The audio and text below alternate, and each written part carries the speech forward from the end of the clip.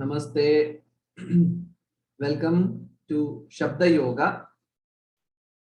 In this episode, we will be taking up the terminology Vritti from the yoga literature.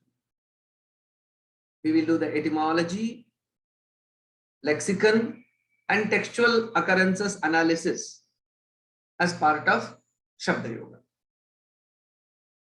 Let's now look into the etymological derivation of the term Vritti. We see that Vritti is made up of two components, Vrit and Ktin. Vrit is the root word and Ktin is the suffix. So the root Vrit, when they are added together, we get the word Vrittihi. So Vrit is the root, which means Vartanam, which means to be, to happen, and to be present. So that is the meaning conveyed by the root Vrit. Then the suffix Ktin. So this suffix is added to the root based on the grammatical rule Striyam Ktin from the Paninian grammar text Ashtadhyayi. There, according to that, so the suffix brings in along with the form of vritti, it also brings in the feminine nature of the word. Vrittihi is a feminine gender word, and also it also brings in the meaning, the bhava, or the act. So then, based on the root meaning and also the suffix, then what do we get? What is the derivative statement that we get? Vrittyate iti vrittihi. The act of being present in the context of yoga, then the implied sense would be chittavrittis are those acts by which the existence of chitta is known. So that would be the derivation of the word vritti etymologically. Now we move to the second component of Śabda-yoga, that is lexicon. So as per convention, in the literature of Sanskrita, what are all the occasions in which we find the usage of the term vritti? Let us see, which is collected in the Lexicon Amarakosha. We have three references for the word vritti in Amarakosha. Ajivo jivika varta Vrittir vartana jivane. So ajiva, jivika, varta, vritti, vartana, all these words indicate the meaning jivana, which means livelihood. So vritti is livelihood. That's one very popular meaning in Sanskrita. And varo vrittau is another reference in Amarakosha. So where we see vara and vritti indicate encompassing and attainment of boon. So encompassing means covering, and it also means attainment of a boon, vara. The third reference to the word vritti is kaishikyādyāscha vrittayaha.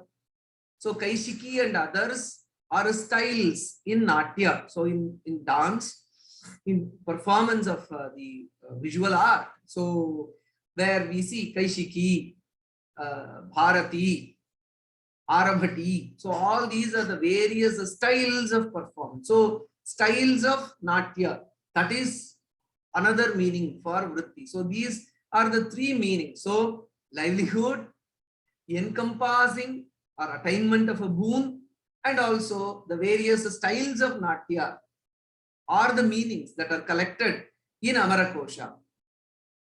Because the listeners of this video are well aware that none of these meanings can be associated with the yogic context.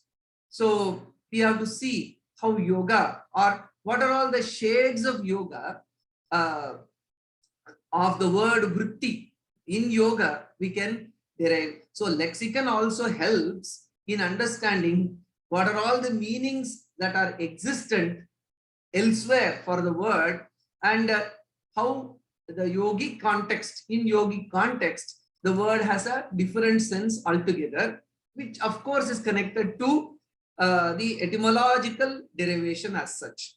So with this background of etymology and awareness of the connotations as collected in the lexicon, now let's get into the textual occurrences, especially in the 3 texts that are taken up in the Śabda-yoga series, 3 yoga texts.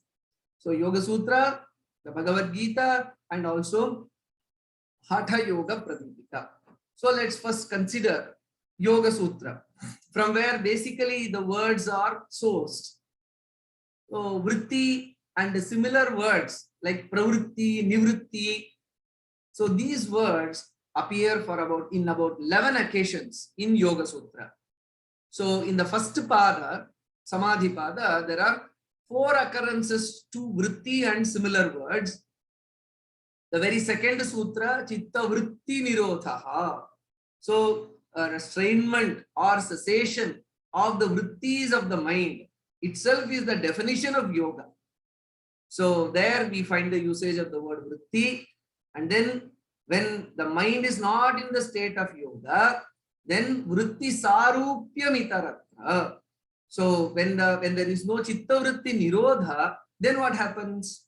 So the purusha or the consciousness takes as if the form of the vrittis, which are turned outwards. So there also we see the expression vritti sarupyam. So the state of yoga is described as vritti nirodha, and the non-yogic state is described as vritti sarupyam. So consciousness. So consciousness itself is described in terms of vritti nirodha, vritti sarupya. So vritti becomes a very critical term by looking at this expression. So the third occurrence of the term vritti in the Yogasūtra, first pada, is tatra abhava pratyayalambana vrittir nidra.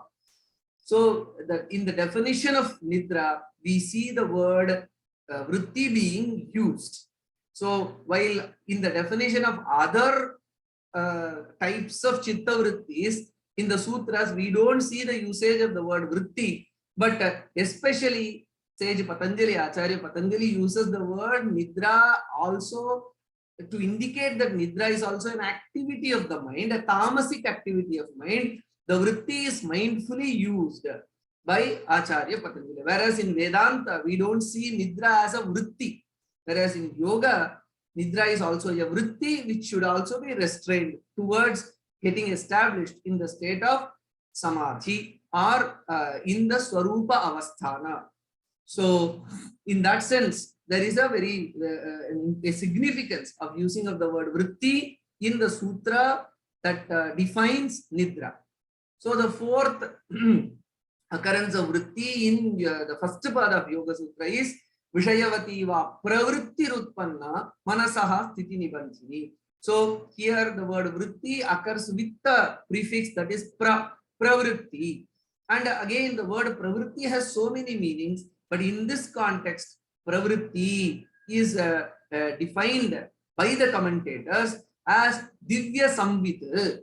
So especially sage Vyasa says pravrittihi divya samvit means it's a divine knowledge. So in that, how does the divine knowledge, divine perceptive knowledge, it's knowledge that arises from various perception of divine things through the senses. So that is divya samvit.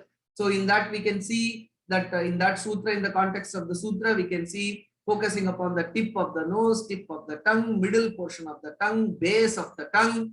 So all these meditative injunctions are there, based on which divine smell, divine taste, divine touch, divine vision, all these arise, and these divine sensory experiences, they have been denoted by the term pravritti.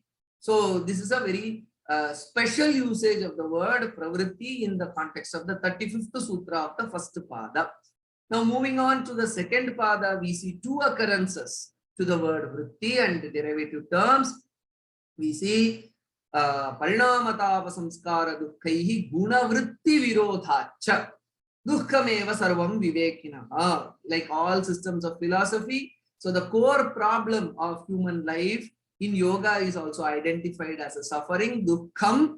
So the cause of dukkha is guna vritti virodha. Guna vritti, the activities of the gunas, and they are opposed to each other. Guna vritti virodha. So in that sense, you see, apart from chitta vritti in the first chapter, you find a unique coinage, guna vritti here. Then, of course, just like chitta vritti and guna vritti, we also have prana vritti, which is also mentioned in the Yogasūtra, second chapter, bahyabhyantara stambha vrittihi, deshakala sankhya paridrishtaha dirgha sukshmaha. There is bahya vritti, abhyantara vritti, and stambha vritti. So these are the various components of pranayama, puraka, rechaka, kumbhaka. These are termed in Yogasūtra as bahya vritti, abhyantara vritti, and stambha vritti. So Patanjali chooses to use the term vritti also in the context of pranayama also. So hence, so there is chitta vritti, guna vritti, and prana vritti as mentioned in the 50th sutra. Now moving to the third chapter, again we find two occurrences where we see the expression nivritti. So again the prefix is ni. So ni plus vritti, nivritti. And it's interesting to note when the ni prefix is added, it becomes, the meaning of the word vritti becomes going away, overcoming. So kantha kupe kshut pipasa nivrittihi. So when sanyama, dharana, dhyana, samadhi is done in the kantha kupa, in the well of the throat, or in the slight depression that one can perceive in the throat region, then kshut pipasa nivrittihi, overcoming of thirst and hunger and thirst. Kshut is hunger and pipasa is thirst. They can be overcome, nivritti, they will go away. So that is the siddhi that is described in Sutra 30. And then again, another unique context in which the word vritti is used in the third chapter is akalpita vrittihi. Bahir akalpita vrittihi. So there, bahihi, outside this physical frame, the mind can exist. So there is a special dharana technique which is elaborated in the commentaries, which is called as a videha. By practicing that dharana technique called videha, the chitta in reality, akalpita vritti, means in imaginary, in certain yogic practices like yoga nidra, contemporary yoga nidra, we see that injunctions are given that visualize yourself, or sorry, see your body as if you are standing outside the body and observe the body. So they are all kalpita vritti. We imagine that we move out of the body and observe the body, which is relaxing. So they are all kalpita vritti. There is akalpita vritti, means in reality the chitta can move out of this body. So that is bahihi akalpita vritti. That is possible by practicing a technique called videha dharana, which is detailed in the commentary to the Sutra 43. So akalpita vritti means existence. So non-imagined existence of the chitta outside the body. So that is called as akalpita vritti. There again, vritti does not mean chitta vritti, existence. That is the meaning of the word vritti there. So akalpita vritti means non-imagined existence, means real existence of the chitta outside the body, independent of the body. So it is in that sense you see the expression akalpita vritti. So then in the final pada, the fourth pada of Yogasūtra, again there are three occurrences. There we see again in the context of siddhis only, in the siddhi panchakam, we see that the pravritti, the word pravritti is used, pravritti bhede prayojakam chittam ekam anekesham. So again a special siddhi where nirmana chittas, so many chittas are created by a yogi out of his yogic powers to manage the different pravrittis. to manage the different activities of those chittas in the various created bodies outside, out of the yogic power. One chitta, a nayaka chitta, a chitta which manages those pravrittis of different chittas. So that is created. So pravritti bheda means the yogi creates so many physical bodies outside himself, and then there are for each of the body that he has created for himself, there is a chitta which manages the pravritti bheda, different types of activities of the bodies which are created. For them there are different kinds of chittas, and those chittas are managed by one nayaka chitta, one managing chitta. So in that sense, to indicate that, you see the word, there is a nayaka chitta, and then for that, so to indicate the multifarious activities of different manifestation of the self same yogi. So multifarious activities, pravritti bheda of the yogi. To denote that, you have the expression the pravritti bheda is used. So again, a very different understanding of the word is found in Yogasūtra itself. Then again, the word nivritti is used in the previous chapter also. In the third chapter also, we saw the usage krutpipasa nivritti. Here also it is retiring, cessation, going away. The same meaning is carried here, whereas we see atma bhava bhavana nivritti, vishesha darshinaha atma bhava bhavana nivritti. A person who sees the in speciality, in clarity, what the nature of the Atman is, then he will not have any curiosity about understanding the Atman, in the sense that as he has known it, so even the curiosity to know about the nature of the Atman will go away. So tada viveka nimnam kaivalya pragbharam chittam. So then the mind gets fully influenced by viveka and turns towards kaivalya. So until then, there will be a curiosity to know about the nature of the self. When such a high state of mind is reached, where the kleshas are overcome, then even that curiosity to know the Atman, Atma Bhava Bhavana, so that also, the nivritti of that happens. So that also retires. That curiosity also wanes away. And then the mind is totally attuned to Kaivalya. So in that sense also, you see Atma Bhava Bhavana Nivritti. So it's a derivative of the term Vritti. Again, another Nivritti is used in the self-same chapter. In the 30th verse, we see when Dharma Megha Samadhi is experienced, then Tataha Klesha Karma Nivrittihi. All afflictions, all actions, they go away. They cease to exist. They slowly wane away from the yogin. So klesha karma nivritti, the going away, the cessation of the kleshas and karma happens to a yogi who has attained the state of dharma megha samadhi. So in this way, we see beautiful occurrences of various shades of the meaning of the vritti and derivative terms like pravritti and nivritti. So in yoga literature, Yogasūtra literature, then we go into the Bhagavad-gītā. We have 12 references. Again, various new terminologies connected with vritti can be seen. Again, in chapter 5, we see that Gachanti apunaravrittim jnana nirdhuta kalmashaha. Apunaravritti is the term which is used here. Vritti, avritti. Avritti is a repetition. And then apunaravritti, non-repetition or non-returning back to the worldly existence. So those whose mind are cleansed with jnana, they will not come back to this worldly experience which is full of suffering. They will be established in the pure, blissful, conscious nature of the Atman Satchidananda. That is indicated. So apunaravritti is a term, unique term.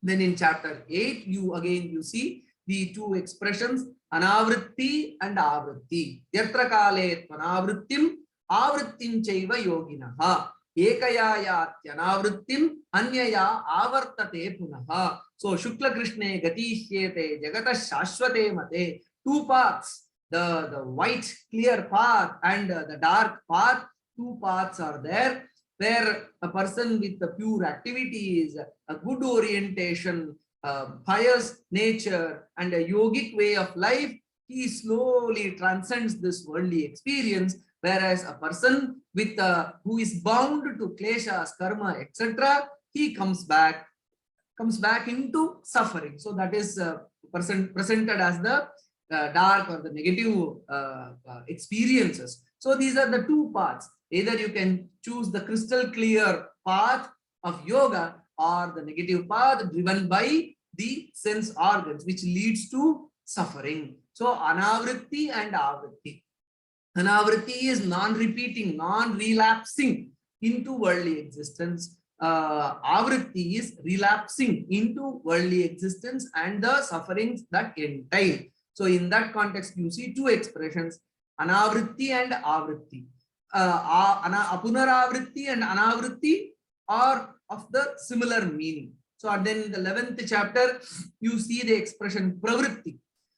So nahi prajanami tava pravrittim. Arjuna wants to see or understand the Vishwarupa, the great Virat Swarupa of Bhagavan Narayana. So he says, I want to understand your, so thus far I do not know your pravritti, your special existence, special activities, your special capabilities. I do not know. Oh Krishna, show your Vishwarupa, the great all-encompassing form. You please show it to me. So in requesting that to Krishna, he uses the word pravritti. Na janami, nahi prajanami tava pravrittim. I don't know your special manifestations, special activities. Please show it to me. So in that sense, the word pravritti is used in Bhagavad-gītā. Then in the 14th chapter, again, there are 4 occurrences, where again it is interesting that in relation to the gunas, the word vritti is used profusely by Sri Krishna. So here you see lobhaha, pravrittihi, arambhaha. So all greed, activity, commencement, all these are indications of the manifestation of rajas.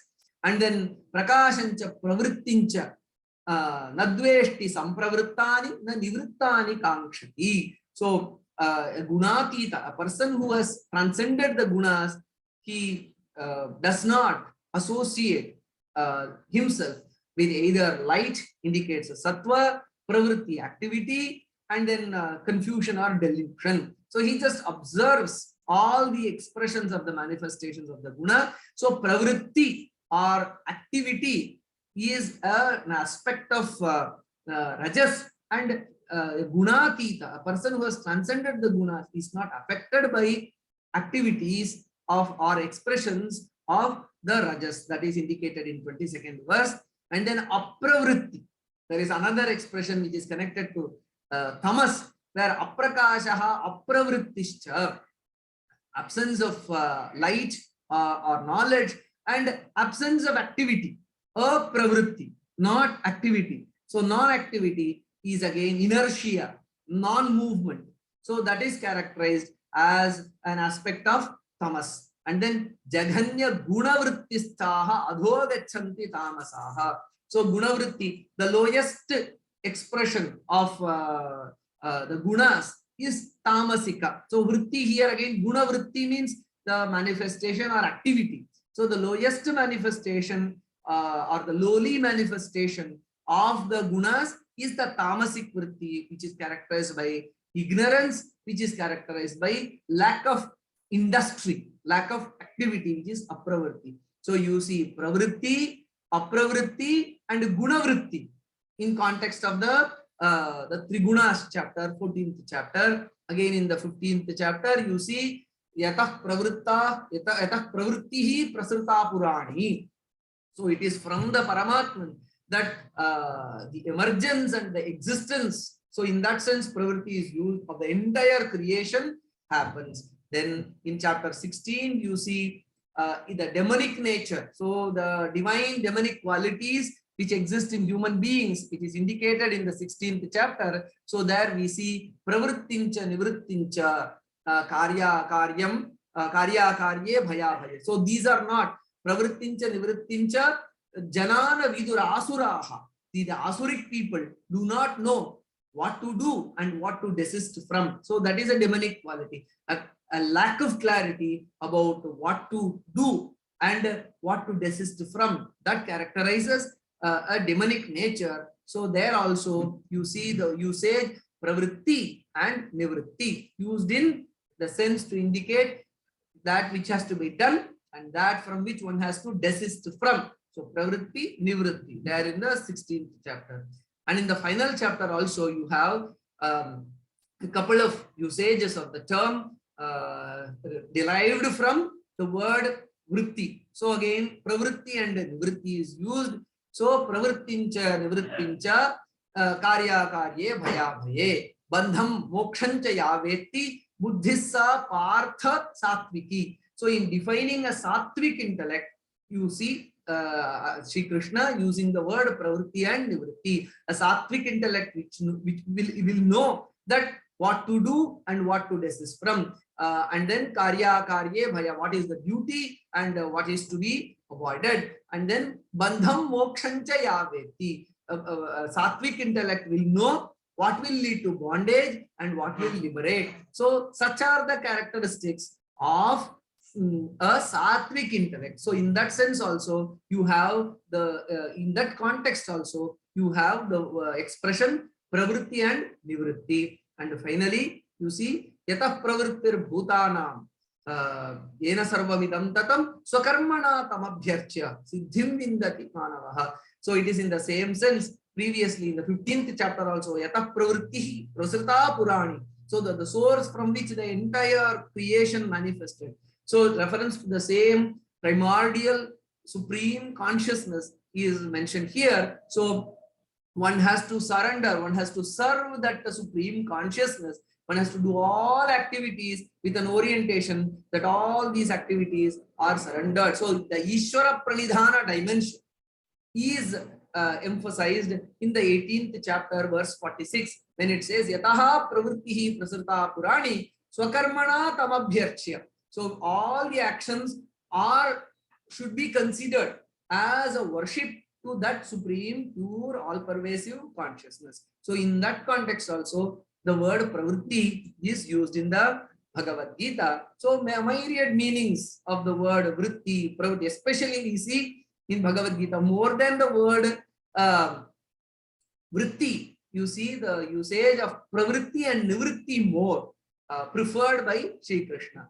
In Haṭha-yoga-pradīpikā, we have the third text, 3 occurrences. So in chapter 3, and they are very important and very critical to the usage of the word vritti. We see in chapter 3, verse 27, we see itaratrana kartavya manovrittihi. So it is an emphasis towards the end. So this is the chapter, third chapter is on the mudras.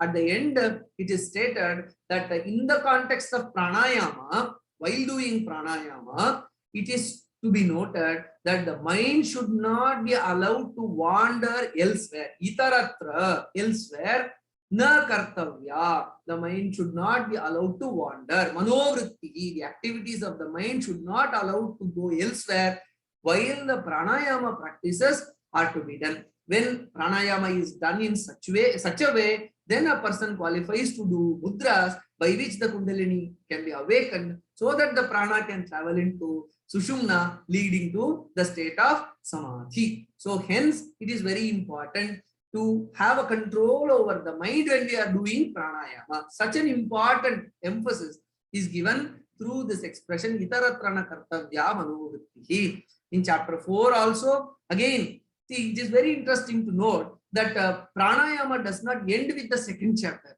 Even in the concluding portion of the third chapter, Swatmarama, Acharya Swatmarama emphasizes the need to have the basics right in pranayama. Only then one can move to mudras. Again in the fourth chapter, 24th and 25th verse, the emphasis or the need to connect prana and manas, or to realize the connection that exists between prana and manas is emphasized when it is said that yato marut tatra manah pravrittihi, yato manah tatra marut pravrittihi. So two beautiful expressions, manah pravritti and marut pravritti.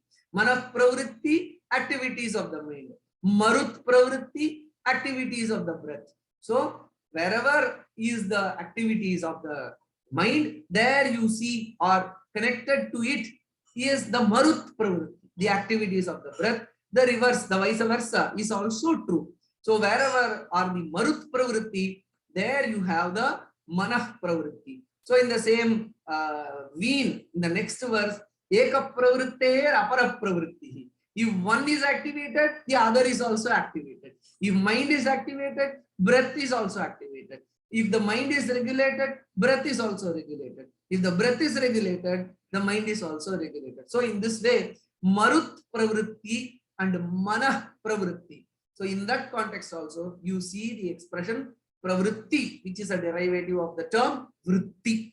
So these are the, so very clear in Haṭha-yoga-pradīpikā, where the word vritti is especially used to not only to the activity of the manas, but it is connected with the activity of marut or the breath. So marut pravritti. So these are all the various shades and expressions and the context and the purposes for which the word vritti and its derivative terms are used in the yoga literature. So especially we see that especially in the Yogasūtra, we see the expression, we see the word vritti being connected with the chitta vritti, prana vritti and guna vritti. Normally in the context of yoga, we rest with the chitta vrittis alone. But Acharya Patanjali, so by this activity of Śabda-yoga, we see the other two vrittis also emerging, other two kinds of vrittis also emerging. So it is not enough if we focus only on the chitta vrittis as yoga. So prana vritti and also the guna vrittis. So they are also emphasized. A complete understanding of vritti comes in the context of yoga when we discuss about the prana vrittis and also guna vrittis along with chitta vrittis. Then you have the expression pravritti and nivritti. So what to do and what to desist from. And the word pravritti and nivritti is also used in the Bhagavad-gītā to indicate an active way of life, to engage with life, to engage with the worldly transaction. And nivritti is an inward journey, so towards the self. So in that sense also, the word pravritti and nivritti is used. And then especially in defining the three gunas, you have the expression pravritti and nivritti. Rajas is characterized by pravritti and tamas is characterized by the lack of pravritti. So in this way, so there also the term pravritti and nivritti, derivatives of the term vritti exist. And then in the context of karma, the Shukla karma and the Krishna karma. So the right activity, the wrong activity. So the right activity leads to apunara vritti, and then the negative or the klesha driven, affliction driven activities lead to avritti, relapsing into the worldly suffering and existence. Then beautifully, most importantly, in the Hatha Yoga literature, this pair of term marut pravritti and manah pravritti is used. Wherever there is marut pravritti, the activity of the breath, there is the activity of the manas and the vice versa. So these are all the beautiful manifestations of meanings and the shades and moods in which the word vritti and its derivatives are used in the yoga literature. And then it's only when we look into them from these textual occurrences, etymology and lexicon, we get a complete picture. Or else the understanding of the word most often is limited only to chitta vrittis, whereas we see that how pravritti, nivritti, avritti, apunaravritti, all these and the guna vrittis, prana vrittis, all have to be combined together to get into, so to get into the ultimate state of chitta vritti nirodha, which is yoga. Each of these, the guna vritti, prana vritti, the understanding of pravritti, nivritti, all these are important. A holistic, complete understanding of all these expressions will give a right orientation and understanding towards the ultimate goal of yoga, which is chitta vritti nirodha. In that direction, Śabda-yoga is a humble attempt to bring about such a clarity and understanding. Thank you very much. Namaste.